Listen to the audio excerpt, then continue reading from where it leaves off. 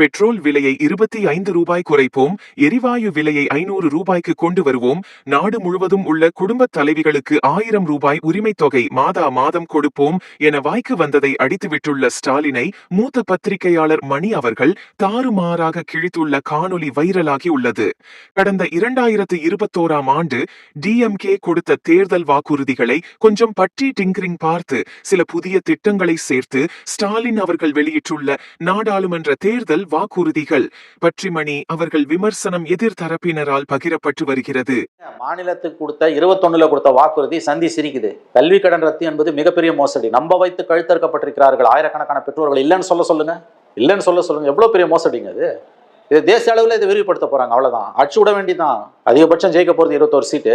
இதுல நீட்டை ரத்து பண்றது, மாநில அந்தஸ்து வாங்கி கொடுக்கறது, இன்னும் என்னென்னமோ சொல்றாங்க இல்லையா, 25 ரூபாய் பெட்ரோல் டீசல் குறைப்பேன், 3வது ரயில் முனையம் இங்க, அதெல்லாம் கூட செய்யலாங்க. அது உங்களுக்கு இன்ஃப்ளூயன்ஸ் இருந்ததுன்னா, இவங்க ஆதரவுல ஒரு கவர்மெண்ட் வந்தா அதெல்லாம் செய்ய முடியும். 25 ரூபாய் பெட்ரோல் நீங்க குறைச்சிடுவியா? நான் கேட்கறேன், உங்க ஆதரவுல கவர்மெண்ட் வந்தா கூட நீங்க குறைப்பீங்களா?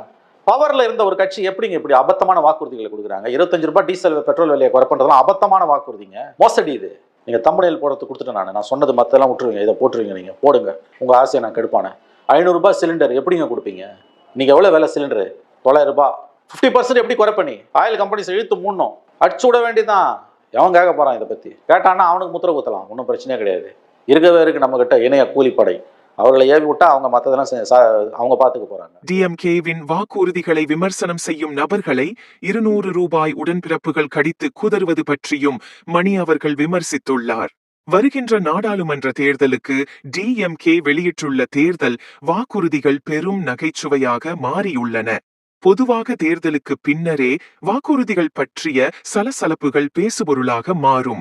ஆனால் இந்த முறை தேர்தலுக்கு முன்பே இந்த வாக்குறுதிகள் எதுவும் நிறைவேற்ற முடியாதவை என நெட்டிசன்கள் பேசத் தொடங்கிவிட்டனர்.